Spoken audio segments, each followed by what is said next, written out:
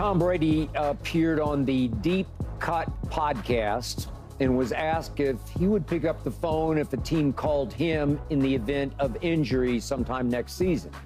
Here was his answer. I'm not opposed to it. If they would, I don't know if they're going to let me if I become an owner in an NFL team, but I don't know if, I don't know. I'm always going to be in good shape. I'll always be able to throw the ball. So to come in for a little bit, like MJ coming back, I don't know if they let me, but I wouldn't be opposed to it. Keyshawn, your thoughts on what Tom Brady said? Well, number one, he's not going to always be in shape to go play football. So he'll turn 47 years old in August. Yeah. As far as a team calling him if they lose a quarterback, it's got to be a situation that makes sense for him and them. San Francisco 49ers comes to mind. You know, if they're in a situation where they're,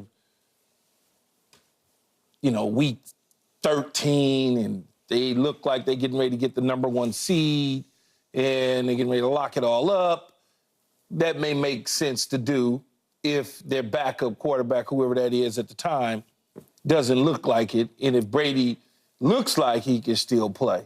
Other than that, there's no real, you know, like the Kansas City Chiefs, if that situation was ever come up, what else is left? They're not going to, Baltimore won't fit. They're not going to all of a sudden just turn everything they're doing with Lamar into Tom Brady in 4 weeks. That's not going to work. So you start trying to think what teams could do that makes all the sense in the world. Because the Rams, if all of a sudden the Rams are the number 1 seed and something happens and Matthew Stafford in week 14. But in all that might be a Sean McVay special. He might try that. That might be something like that. But I don't think Tom Brady would even do it, though. It's a good conversation. It is. Basketball is totally different. Michael Jordan was totally different. When Mike got on the court, it's 82 games to get into basketball shape. It's just a different, it's different in football. In basketball, they're going to allow Mike to go to the cup. They're going to try, but then for the most part, they're going to allow him to score. They're not going to allow Tom Brady to drop back and throw the football. They're going to try to go get him. And when you're removed from football for 2 seasons, it's different than being removed from basketball for 2 seasons. It's just a different sport. And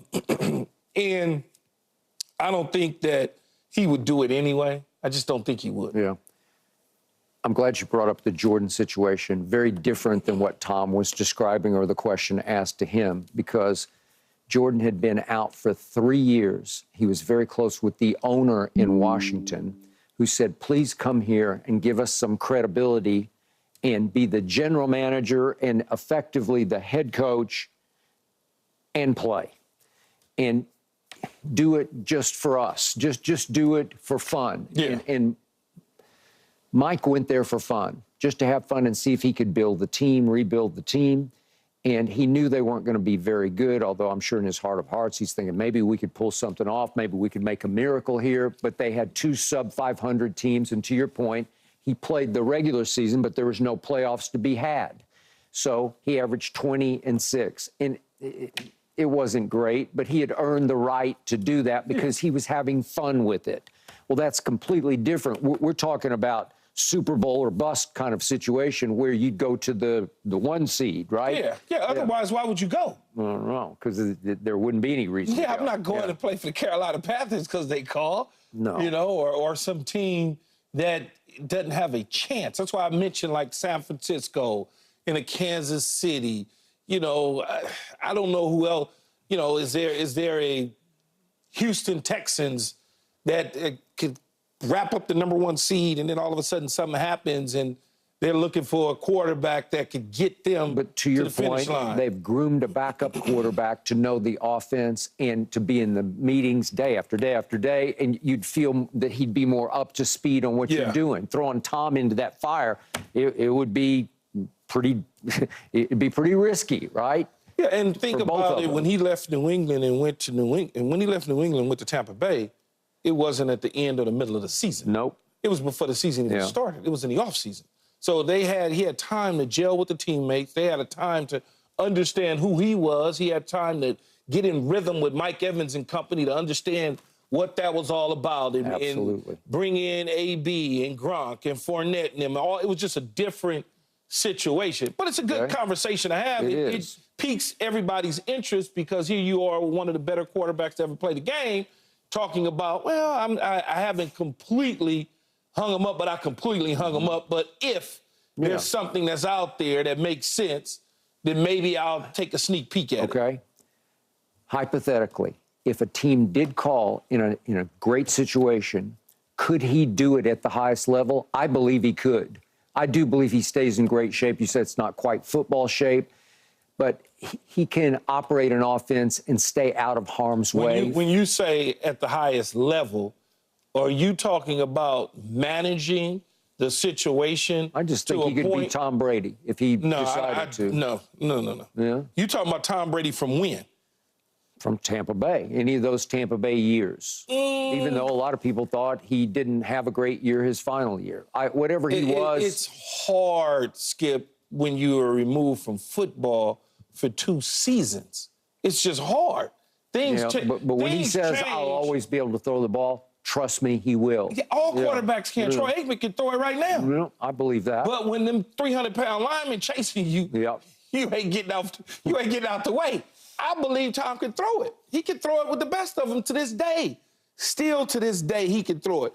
Joe Montana can throw the football, but when they coming at you and they trying to get you on the ground, it's just different. You know, it's a different situation. I understand that he can manage. Do I think he can get out there, throw a slip screen here, throw a screen there, dink and dunk it here, there, maybe take a shot once or twice in a game? Yep. Yeah, he can do that. He can certainly do it.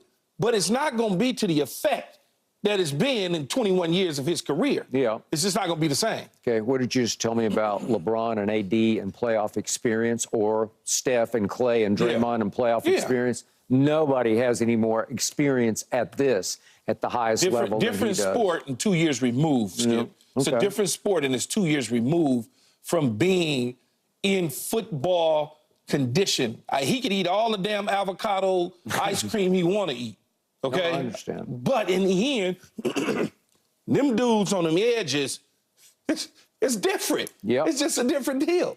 He knows that. Although all I heard the last 10 years of Tom's career is that he never gets touched.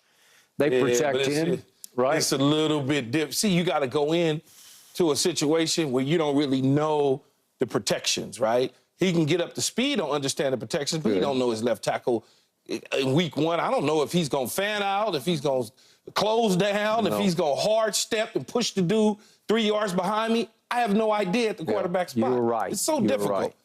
It's difficult. All right. What I found poignant about this is I have worked over my many years in this profession with dozens of ex-players, many of them in their first year out of football. That I may be in triple digits working with ex-NFL stars early in their removal from the game they played since they were 5 years old. And now we're talking about, to me, the greatest player who ever played. And even he is showing you he's human because you went through it. It's hard to extricate yourself from that life because it's all you knew for, were you 35 when you stopped? 34, okay. 34. Okay, so Tom got all the way to 45, which shattered the mold, obviously. But it's like you have to die a living death because his life was football. He was as obsessed with football as anybody I have ever carefully covered or watched.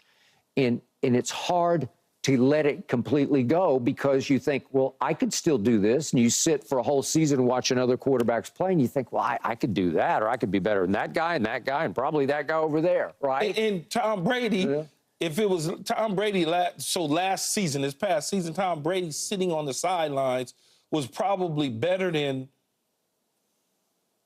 15 different quarterbacks in the NFL. At least. At least. Yeah. Yeah, he probably was better than about 15 of them in the National Football League. But since then, Skip, in a 2-year removal period, the league has changed drastically on what they want to do and how they want to do it. Yeah. That's just, it happens. It's like that. all of a sudden you say, well, he's looking and saying, I'm better than him, better than him, better than him. That's true until you get on the field. And then once you get on the field, things slow down, but yet still they speeding up. It's a lot faster. Yeah. It's not as simple as, oh, I know pre-snap read, this is what's going to happen. That defensive coordinator that you played against your last year in Tampa have come up with a different scheme now to play against you. Because he's sat around and he's watched you for so long. Now, all of a sudden, he says, well, we're not going to let Tom Brady do that.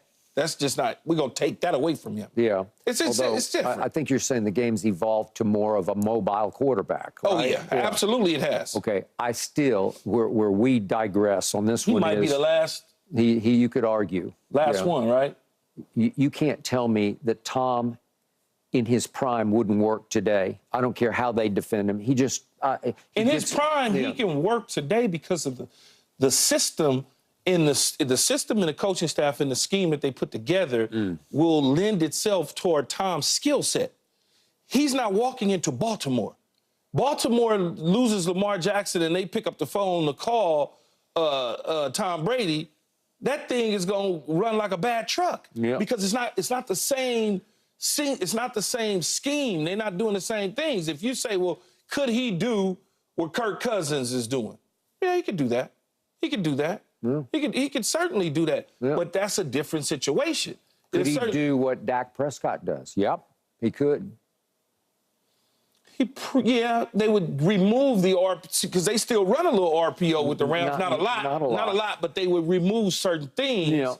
And he could possibly do that. Now you want him on Dallas. No, once upon a time I did. Now you want to get rid of Dak and bring in Tom Brady off the couch. Sean, I've tried to explain to you. I sat right here in this same chair going back to, when was it, 2019, his last year in New England, and I said, Jerry, go get him. Go get him. Well, we had an opening. We could have. How? We could have cut bait with Dak because we were. Why would you cut bait with a dude that's 20, whatever he was, 24 years old? Because I could get the GOAT. Are you kidding me? Then what happened? What happened in 2020? What did he do? They didn't have a quarterback in Tampa. Okay, but who cares? We didn't have one in Dallas either. We did not have one in Dallas. I don't care what you say. I was correct about that. You didn't have a team that was going to the Super Bowl in Dallas either. Well, he would have taken one look at it and said, I can do that.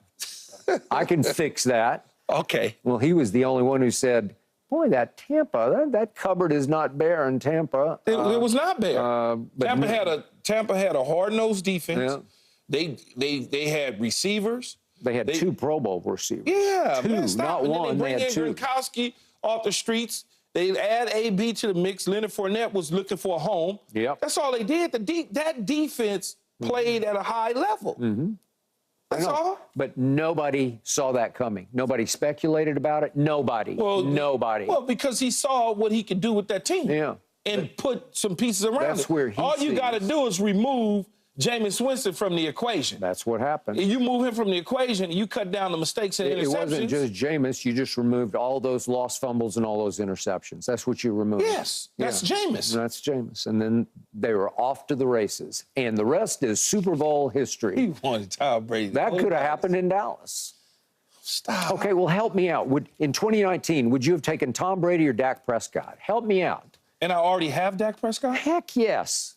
I mean, it's not even close. You don't stop. The age difference alone. Okay, just remember, at that point, the world was down on Tom because it felt like Bill Belichick was down on Tom because they were pushing him out the door. No, nobody with any common sense that knew football could see that Tom could still play.